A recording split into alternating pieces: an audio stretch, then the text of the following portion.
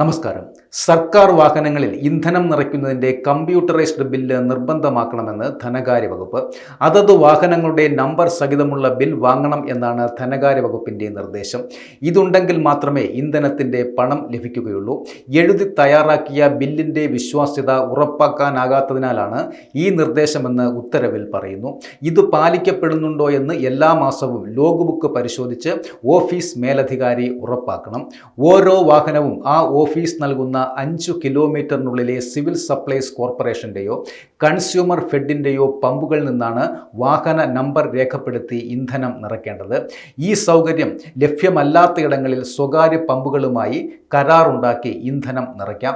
ഇതിൻ്റെ പണം പമ്പ് ഉടമയുടെ അക്കൗണ്ടിലേക്ക് ഓഫീസ് മേധാവി കൈമാറണം.